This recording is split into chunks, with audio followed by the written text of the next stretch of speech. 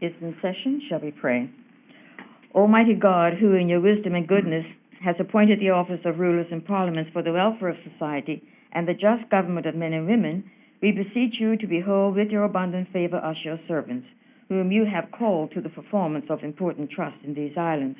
Father, let your blessing descend upon us here assembled, and grant that we may treat and consider all matters that shall come under our deliberation in so just and faithful a manner as to promote your honor and glory, and to advance the peace, prosperity, and welfare of these islands, and of those whose interest you have committed to our charge. And this we beg in the name of Jesus Christ. Amen. May the grace of our Lord Jesus Christ, and the love of God, and the fellowship of the Holy Spirit be with us all evermore. Amen. Be seated. Item number 2, the minutes of the 12th of June, 2019. Madam President. Senator Jardine, you have the floor. Madam President, I move that the minutes of the meeting of Wednesday, the 12th of June, 2019 be taken as read. I have an objection. Senator Jones. Yes, you have a correction Yes. to the minutes. Do you want to state that now, please? Yes.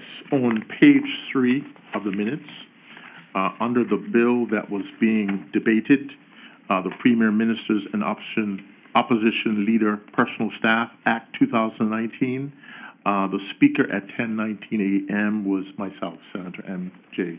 Jones. Thank you, Senator Jones, for that. That correction will be made. So, Senator Jardine.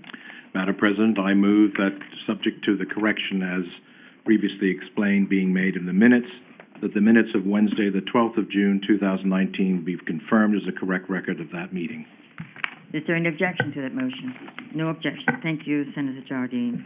The minutes will be confirmed once that change is made, correction is made. Item number 3, messages. Senators, the message from the Honorable House of Assembly is being deferred. Item number 4, reports of committees. There are none. Item number 5, announcements.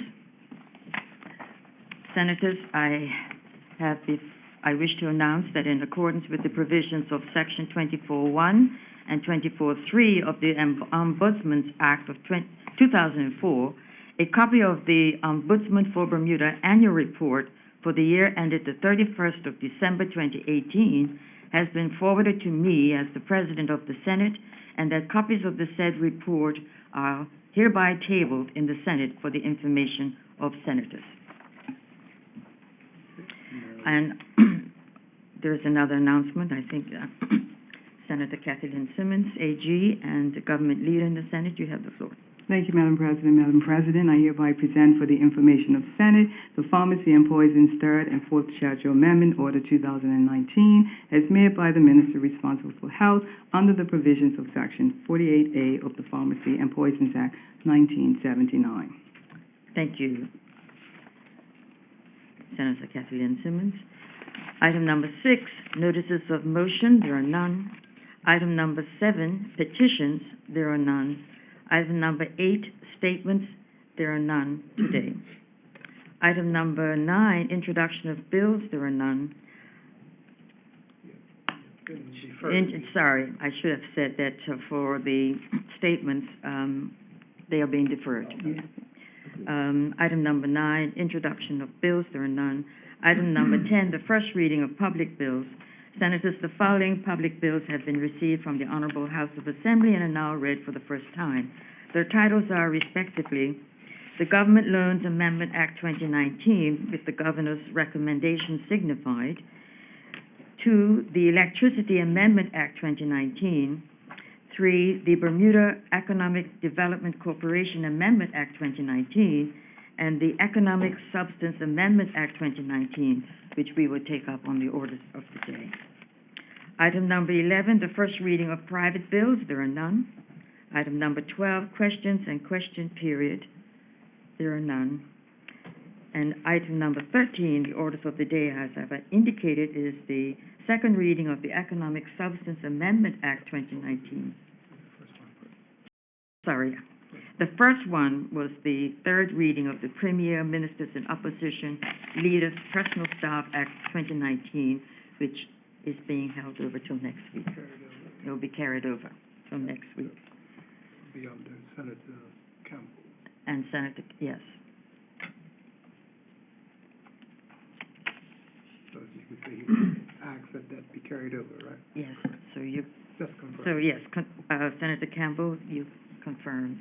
Madam President, I do confirm and ask that, the bill, the Premier Ministers and Opposition Leader Personal Staffs Act 2019 be carried over until next meeting. Thank you, Senator Campbell. That will be done. And item number 2 on the orders of the day is the second reading of the Economic Substance Amendment Act 2019. Item for consideration on the provisions of Standing Order 25. Senator Campbell, you have the floor. Thank you, Madam President. Madam President, I move that the provisions of Standing Order 25 be granted so that the Senate may now proceed with the second reading of the bill entitled the Economic Substance Amendment Act 2019. Is there any objection to that motion? No objection. Carry on, Senator Campbell. Thank you, Madam President.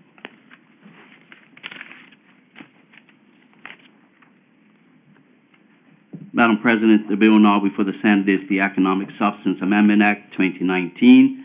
This bill will exempt entities that are tax resident in a qualifying jurisdiction from the substance requirements of the Economic Substance Act 2018. Madam President, with your permission, I'd like to go to that act just to update and refresh in people's memories some of the key contents of that act. You certainly may, Senator Campbell. Carry on. Thank you, Madam President. In Clause 3, in the Economic Substance Act 2018,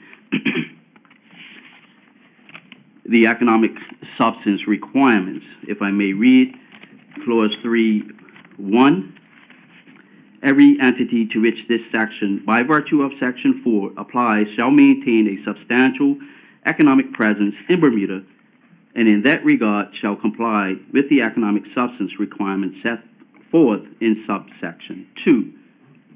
Subsection 2, an entity referred to in subsection 1 complies with the economic substance requirements if the entity is managed and directed in Bermuda.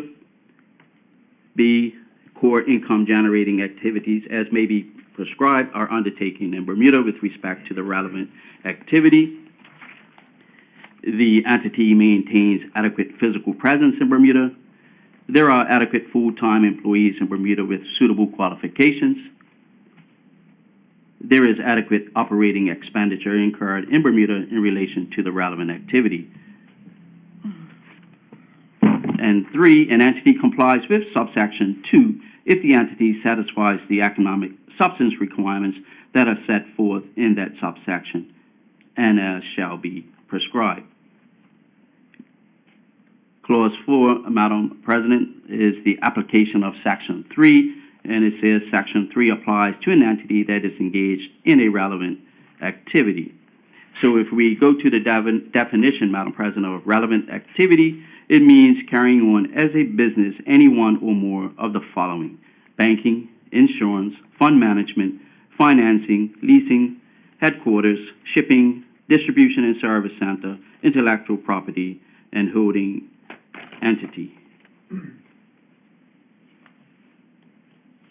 And it also goes on to say that relevant activities shall be construed accordingly, and the relevant financial period has such meaning as shall be prescribed. And if we go to Clause 5, I won't read it, Madam President, but Clause 5 deals with the filing of minimum required information with the registrar relating to economic substance requirements. So that's a quick refresher on what we dealt with last year as far as the Economic Substance Act, and that act is the one that we're looking to amend here today. So, Madam President, on the 17th of May, Bermuda was removed from the EU list of non-cooperative jurisdictions for tax purposes because the EU was satisfied that our economic substance framework meets its standards.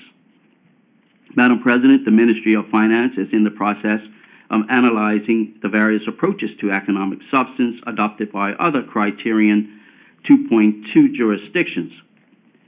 Criterion 2.2 is a standard of assessment used to determine whether harmful tax measures are prevalent in a jurisdiction based on its legal framework and the economic evidence. There are several areas of divergence between Bermuda and the Crown dependencies and overseas territories, which will be dealt with in due course. One area, Madam President, that poses an immediate and significant threat to Bermuda's economy and requires urgent attention relates to tax residency. Madam President, it is imperative for Bermuda to align its economic substance legislative framework as it relates to tax residency with that of other 2.2 jurisdictions, and to do so before existing entities become subject to economic substance requirements on the 1st of July. Madam President, under a tax residency exemption, entities that are tax resident in a qualifying jurisdiction would not be required to be subject to substance requirements in their jurisdiction of incorporation. And as that relates to Bermuda, an entity should not have to meet or be subject to the substance requirements in Bermuda and another jurisdiction. Madam President, under current legislation, Bermuda does not exempt entities that are resident in another jurisdiction for tax purposes from economic substance requirements. The absence of such an exemption in the Bermuda legislation puts Bermuda at a serious commercial disadvantage relative to all of our competitors. Madam President, there is a serious risk that up to 20% of Bermuda-registered entities may be forced to relocate from Bermuda to one of the other 2.2 jurisdictions simply because of those other jurisdictions have the certainty of a tax residency exclusion.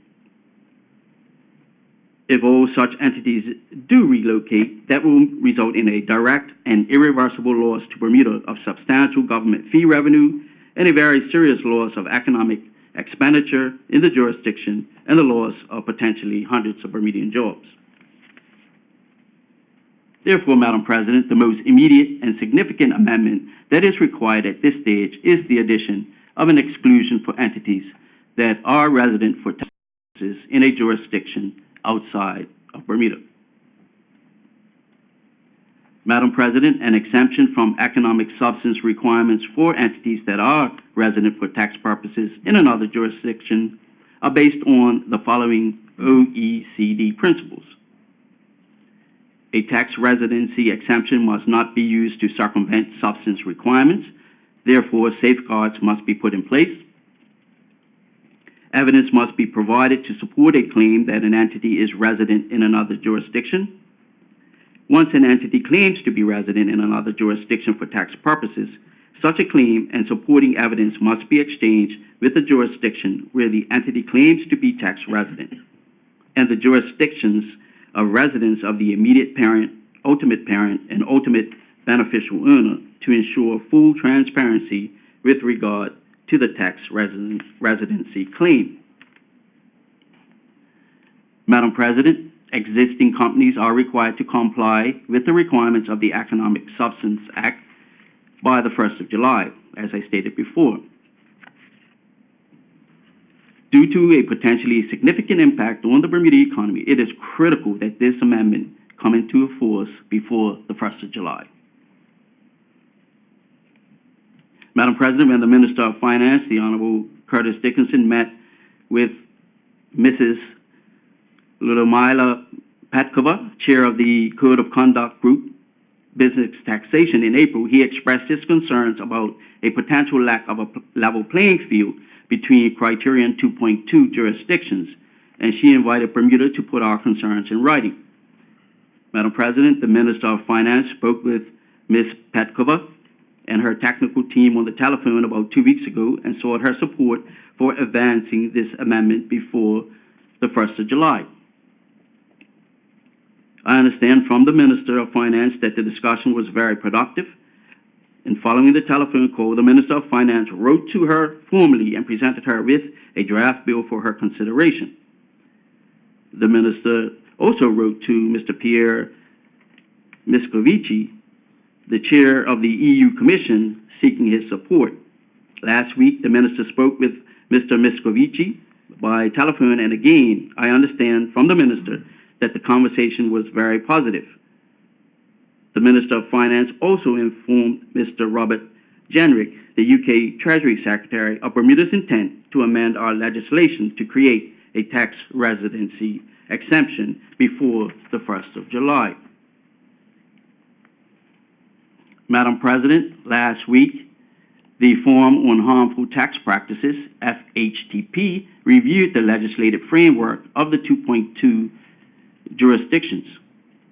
Accordingly, as part of Bermuda's legislative framework, a draft bill together with a full explanation of the reasons for this urgent amendment was formally submitted to the FHTP for review.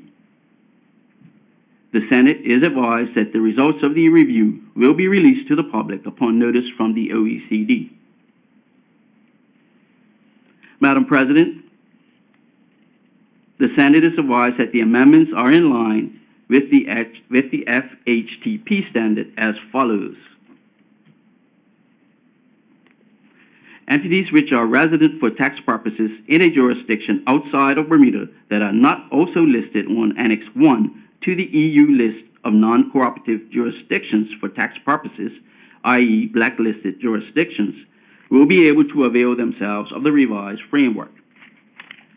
Such an entity must provide to the registrar evidence of tax residency in another jurisdiction for each relevant financial period, and the information received by the registrar will be provided to the foreign competent authority of a relevant jurisdiction in which a holding entity, the ultimate parent entity, an owner or the beneficial owner of the entity is incorporated, formed, and registered or resident. Madam President, the Act is also being amended to widen the scope of the exchange of information to all relevant jurisdictions, not just EU member states, in relation to high-risk intellectual property entities, or high-risk IP entities for short. Entities that are in breach of economic substance requirements, as well as entities that claim to be resident for tax purposes in another jurisdiction. Madam President, at this time, I would like to look at the key clauses of the Act, if you don't have any objection. No objection at all, Senator. Yeah, we'll carry on. Madam President, Clause 2 amends Section 2 by including a non-resident entity and defines a non-resident entity as an entity which is resident for tax purposes in a jurisdiction outside Bermuda that is not in Annex 1 to the EU list of non-cooperative jurisdictions, or i.e., better known as the blacklisted jurisdictions. Clause 3 inserts a new Section 5A requiring a non-resident entity that carries on a relevant activity that claims to be resident for tax purposes in another jurisdiction to provide evidence of such tax residency for each relevant financial period. Clause 4 amends Section 6 by adding two new subsections, 1A and 2A. Under subsection 1A, the registrar is required to provide the competent authority the information provided to him by a non-resident entity, i.e. evidence of tax residency claim in another jurisdiction. Subsection 2 is amended to require the competent authority, and in Bermuda, that competent authority is the treaty unit within the Ministry of Finance. So subsection 2 is amended to require the competent authority to provide information received from the registrar in relation to an entity that is in breach of the economic substance requirements for a relevant financial period, as well as a high-risk IP entity, to a relevant jurisdiction, not just a relevant EU member state. Subsection 2A requires the competent authority to provide information received from the registrar in relation to a non-resident entity to a relevant jurisdiction, not just an EU member state. And the words "or other jurisdiction" are also inserted after the words EU member states in subsections 3 and 5. So, Madam President, with those comments,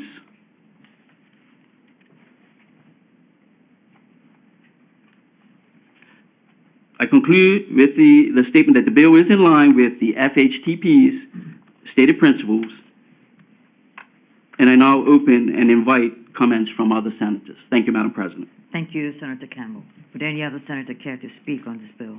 Senator Kemp, you have the floor. Thank you, Madam President. Thank you, Senator Campbell, for your brief. I guess I just have a few comments about how we got here. It's clear from the Senator's statement that Bermuda was not in line with other 2.2 jurisdictions when we were developing our bill, when we were negotiating with Europe. From his statement, there's many areas where our legislation is not in line with other jurisdictions, and those areas will be dealt with in due course. Right now, we're just dealing with the priority ones. There's a clear commercial disadvantage versus our competitors that's come because of this, and the Minister of Finance, again, I'm quoting Senator Campbell, complained about a lack of a level playing field. Well, that lack of a level playing field was self-imposed. Had we had an approach where we'd cooperated and spoke to the other 2.2 jurisdictions, where we coordinated our efforts, instead of hiding our efforts in a shroud of secrecy and passing our bill at the last minute in December, not only would we have had the chance to get feedback from the ECOFIN group, and we may have caught our, as the Premier put it, minor technical omission prior to the actual deadline and avoided the blacklist altogether, but we also would have avoided this self-imposed lack of a level playing field. On that note, we support the actual wording of the legislation to remove some of these disadvantages, but we find it regrettable that we've ended up in this situation to begin with. And I have a question just about the guidance notes, seeing as we're passing the legislation right on the eve, essentially, of July 1, about when those will be ready for circulation. Thank you, Senator Kemp. Would any other senator care to speak on this bill? Senator Jardine, you have the floor. Thank you, and good morning, Madam President. I'm certainly pleased to support this bill. It is extremely important that Bermuda be as much as possible on the same playing field, on a level playing field with other jurisdictions who obviously have had to deal with the same requirements. And so I'm pleased that this amendment is coming through and wholeheartedly support it. And I'm also pleased to hear that government is looking at other territories and Crown dependencies legislation to ensure that Bermuda continues to be on a level playing field. So, Madam President, I do support this legislation. Thank you very much. Thank you, Senator Jardine. Would any other senator care to speak on this bill?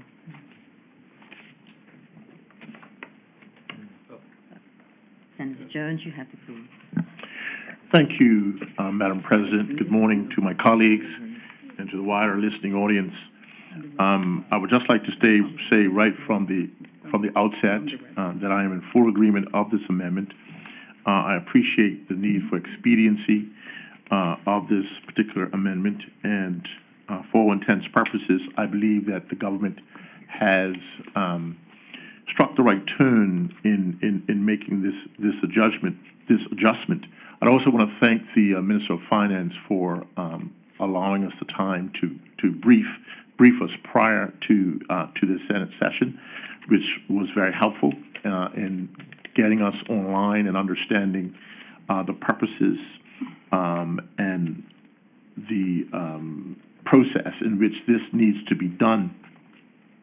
I will say, in addition to our agreement to this amendment, I would like to encourage the government to push to be a leader as opposed to being a follower. And I recognize that the EU has put some constraints on us that are in the 2.2 jurisdiction. But once upon a time, I believe that we can all remember when most of these dependent territories and those within our jurisdiction would actually look at our legislation and actually copy and paste from what we were doing. We were the recognized gold standard and leader. And I could just hail back to the days back in the 70s when Bermuda was the #1 honeymoon destination. And we found that during the 70s, places and jurisdictions like Hawaii would come here and look and see what we did, and they would just copy what we would do. And before long, they were virtually overtaking Bermuda as the #1 honeymoon destination in that area. So I would just encourage the government.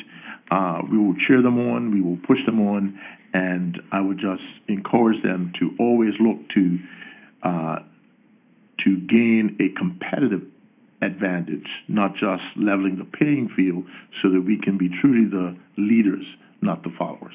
Thank you, Madam President. Thank you, Senator Jones. And before I determine whether someone else wants to speak up, I'd like to acknowledge the presence in the Senate of the Financial Secretary, Mr. Anthony Manders, as well as Mrs. Gledwina Umar, the Registrar of Companies. Welcome to you both. Would any other senator care to speak on this bill? No, then Senator Campbell. Thank you, Madam President.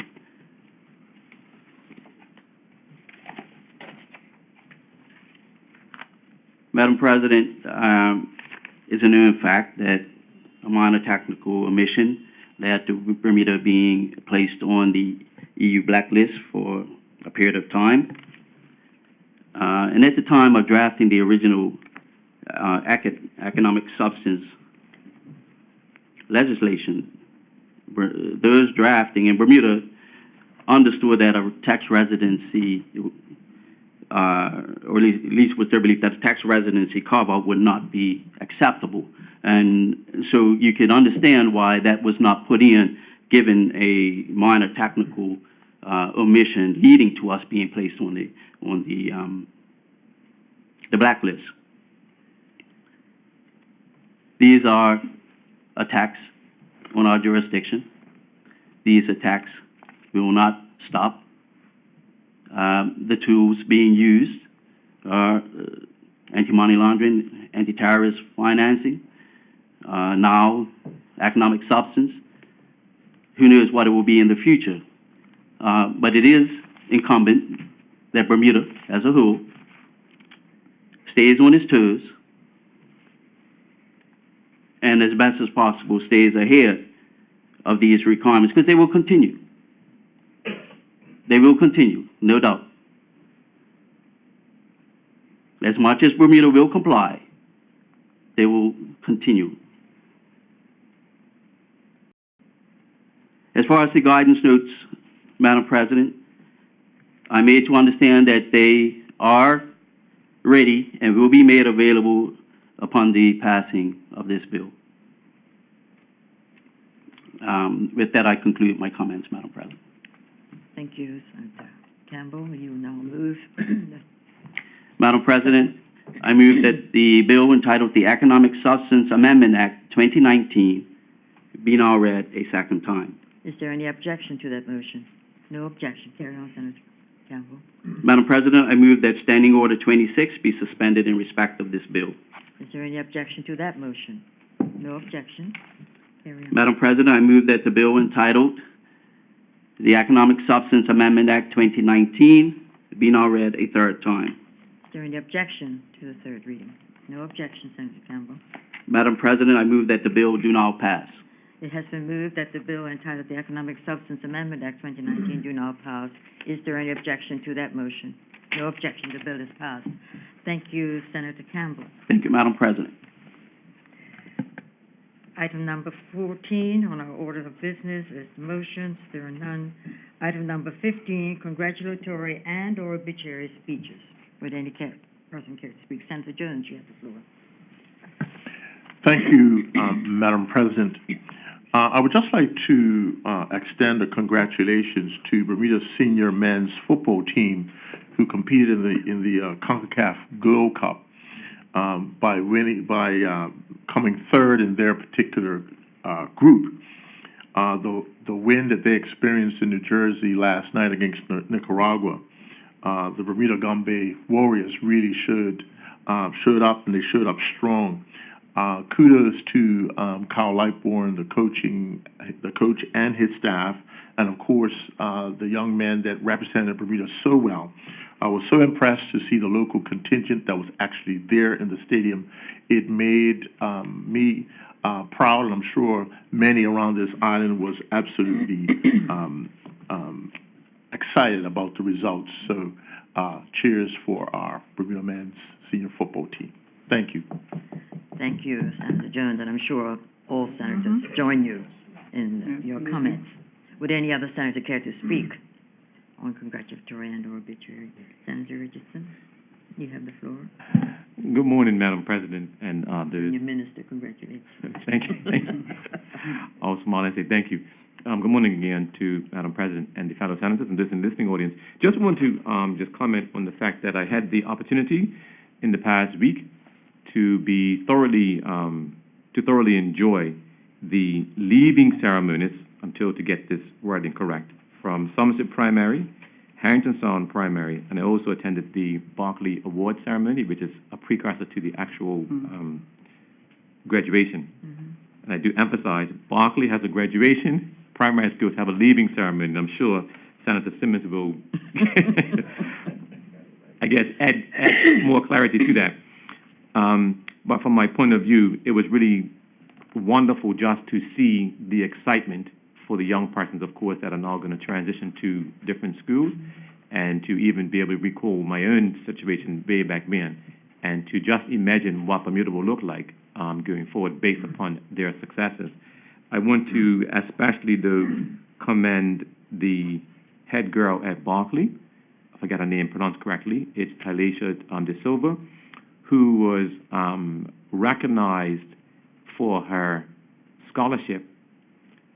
She was also previously recognized for teen services and was awarded ultimately a $30,000 scholarship. And I say that more so because she would acknowledge that her circumstances were not normal, let's call it. She had some challenges, but she overcame those challenges, and really commend her for what she's doing. And she's now going to go off to Uplift People for the next year. She is obviously in the arts development. On a quick, more somber note, I also want to convey condolences on to Mr. Lionel Durling's family.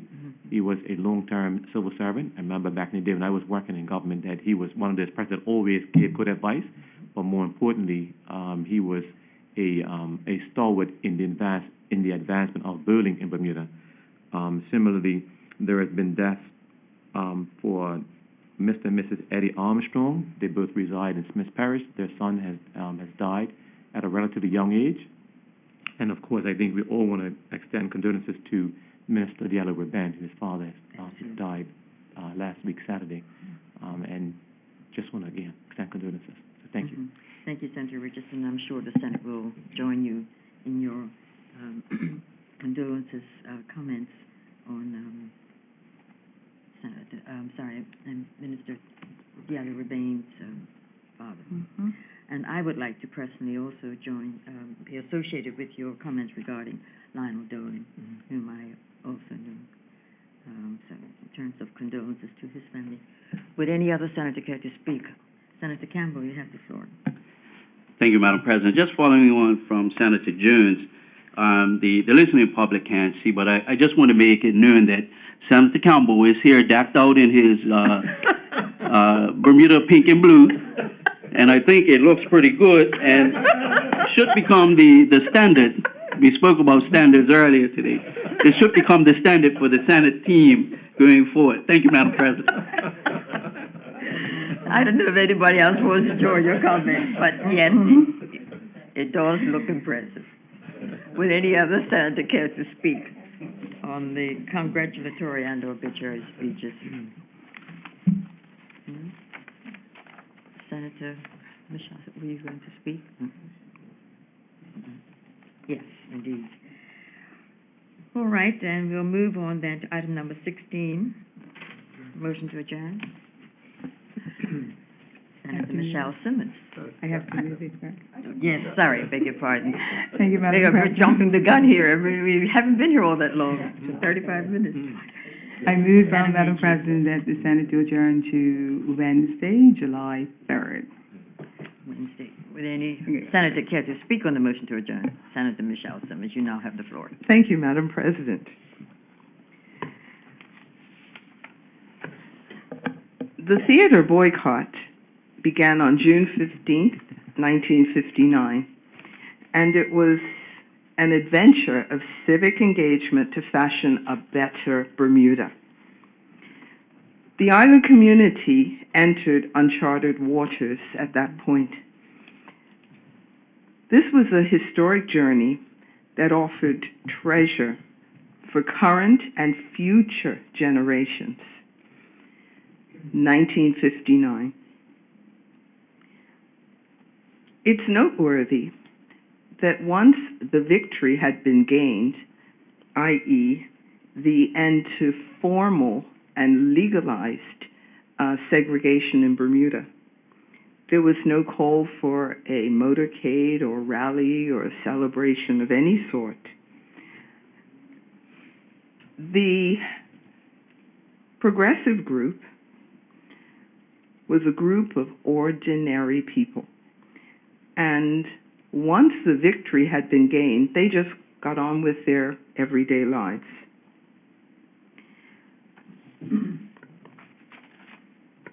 The theater boycott, as a gateway to understanding modern Bermuda, is very, very important. And we know we still have a path to trod here, because Bermuda still has some degree of segregation in various aspects of our community. As the country concludes the observance of this 60th anniversary, Imagine Bermuda, that's the group led and organized by Glenn Fubler, would like the whole island to consider getting involved in two specific ways.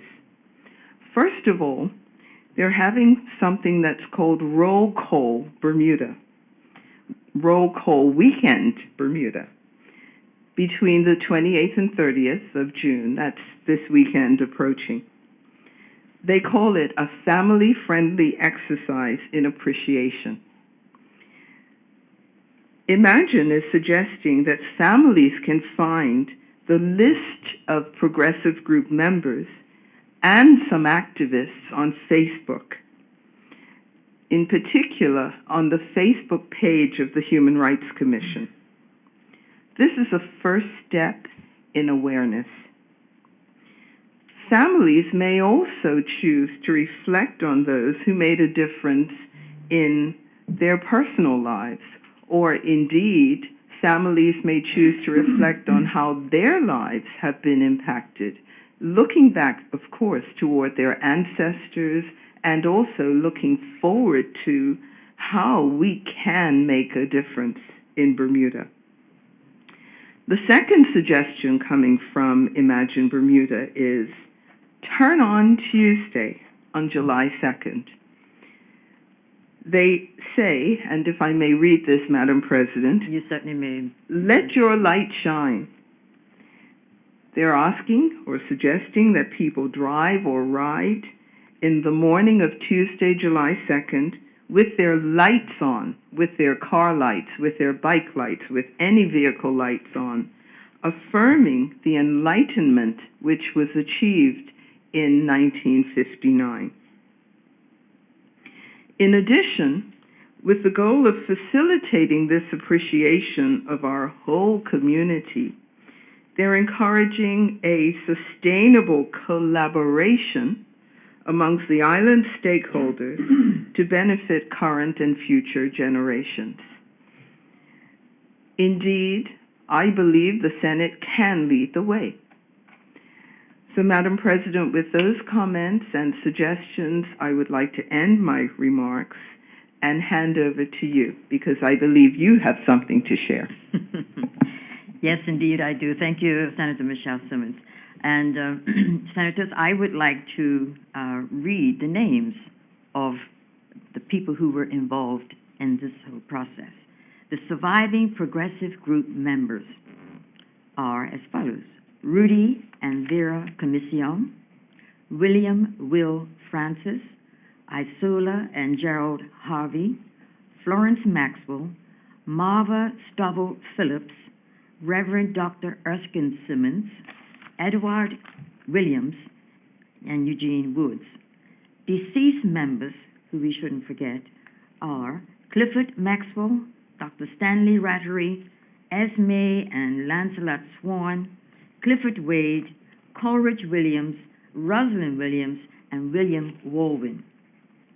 The key activists on site included Kingsley Tweed, Earlston Scratchy Lawrence, Leroy Luby, and the deceased activists were William John Beaver Burroughs, Kenneth Prez Eben, Comrade Richard Lynch, and Robert Jungle Bunny Smith.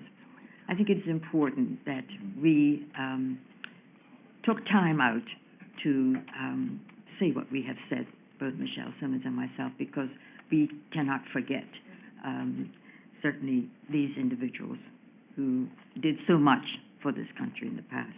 With that, thank you, and Senator Kemp, you have the floor. Thank you, Madam President. I'd like to speak just about some, I guess, some questions, thoughts that have been floating in my head since our last motion to adjourn, where the Madam AG highlighted that the Internal Audit Act 2010 had some restrictions as related to disclosure of the investigation for Child and Family Services. So, of course, being a curious person, I pulled up the Internal Audit Act 2010, and when you read the preamble, it says that the whole point of the Internal Audit Act is to establish an internal audit department that reviews policies, programs, and operations, and to provide reasonable assurance that persons entrusted with public funds carry out their functions effectively, efficiently, economically, ethically, equitably. But you go through the Act, and in various places, it's clear that from not only the composition of the board, but the establishment of the department, that this is an audit department in the financial sense. And so my next question, really, my question came down to, why was the Internal Audit Act chosen as the instrument to investigate allegations of child abuse? This isn't allegations of defrauding the public purse or misappropriation of funds, so it seems like a curious instrument to use to do an investigation. Also, the Department of Internal Audit falls under the Premier, so I'm curious as to who decided that the Internal Audit Act be chosen to do this investigation. Not only why was this the chosen instrument. I'm also curious, when the original inquiry or investigation started under Minister Weeks, former Minister Weeks, who sits in another place, that was carried on by an outside entity. Which entity was that? Under what legislation, if any, was that investigation started? And if there's no restrictions as to its release, why hasn't that been done so? I'm also curious as to whether whoever launched the investigation on the Internal Audit Act, whether they were aware that the results would not be publicly disclosable prior to the start of that investigation. And I guess it's more questions than opinions at this point, because, quite frankly, the response I got last week didn't provide me a whole lot of clarity into the thought process that government has been taking on this matter. Thank you, Madam President. Thank you, Senator Kemp. The question I had was, who were you addressing your questions to? I guess more specific to Madam AG, who had the final word last week and left me with more questions than answers. Thank you, Senator Kemp. Would any other senator care to speak on the motion to adjourn? Senator Robinson, you have the floor. Good morning, Madam President and fellow colleagues. So, as we know, and I hope we all know, that there is a Pride Parade coming up. And in the midst of this Pride Parade, we have had incidents of threats and unintended consequences being aimed towards those members of the LGBTQ plus community. And though I am not a member of this community, as somebody in a leadership position within my community, and to fellow leaders sitting around the table, I would like to publicly denounce these threats and call upon the government and my colleagues to also publicly denounce these threats. Whether or not we agree or disagree with the lifestyle choice of our fellow consenting Bermudians who are adults, I believe that we all should be concerned that a minority group within our society has come out to celebrate, their history, their struggle, and they have been met with a huge amount of pushback within our community and has even resulted in threats of violence.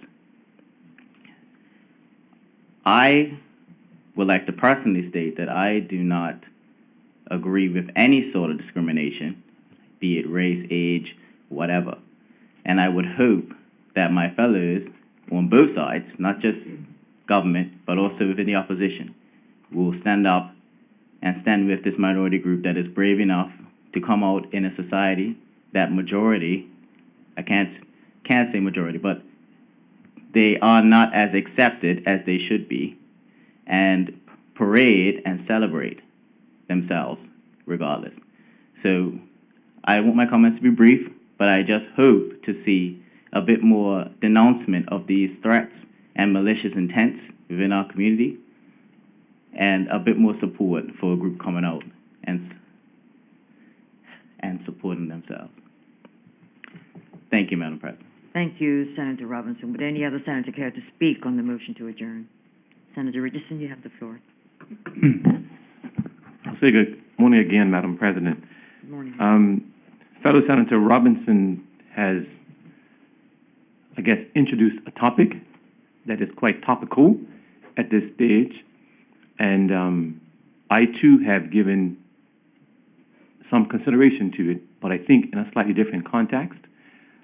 First of all, I want to clarify that clearly, Madam President, I may go to a fine line. I'll obviously take your direction to make sure I don't go too far. But my concern really arose more recently from the comments of the commissioner in his role as the commissioner, as opposed to his personal comments, I believe. And what I want to reflect on is that the community is very sensitized to the idea of the proposed Pride Parade. And we all know that in the recent past, there was a referendum, and I want to clarify this.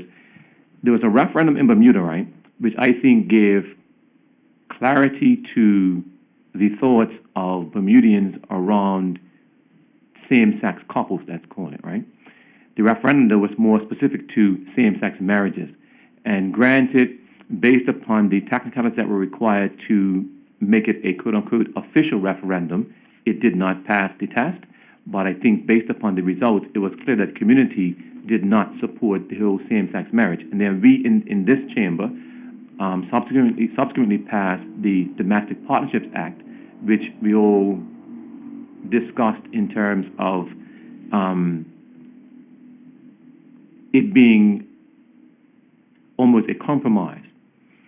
So my real comment today, though, is that it is a sensitive area for the community, and I was surprised that the commissioner, acting in his role as commissioner, spoke to the fact that the police service would support the parade, as distinct from stating that the police service would ensure that there is the proper maintenance of law and order, which is their remit.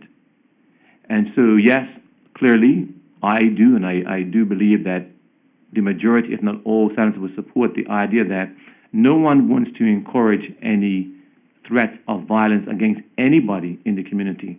But my point is that that is where I would have thought that the police commissioner will come down to ensure that the police service will be seen to support the appropriateness of conduct, and that law and order would obtain, and they would make sure it obtains in the circumstance. And without going too far, my other concern is whether or not the commissioner has set a precedence for future community activities whereby the police service will or will not commit, from his perspective, to supporting the goals of that activity. And it's quite interesting where Senator Simmons today talked about the theater boycott and how that has brought about, to some degree, some advancement in how we interact in the community. And I would be surprised if those sorts of things, for example, would the police service be seen to support those type of events? And again, I'm just trying to emphasize that my personal surprise in terms of his comment that they would support the parade as opposed to ensuring that law and order does take place. And so my final comment would be that clearly Bermuda is based upon the ability for all of us to express how we feel without fear of personal violence. And I would almost add that the police commissioner's comments do evidence that to some degree, that he is comfortable and certainly acceptable to say what he wants to say in this environment. So it's a bit of a catch-22, I suppose, in terms of, yes, we can express ourselves, and the police service, though, are there to ensure that law and order obtains. And so I'll leave that at this stage. That'll be the essence of my comments. Thank you. Thank you, Senator Richardson. Would any other senator care to speak on the motion to adjourn? No, then. Senate stands adjourned to next week, Wednesday, which is 3rd of July. Thank you. I think it's right. Yes.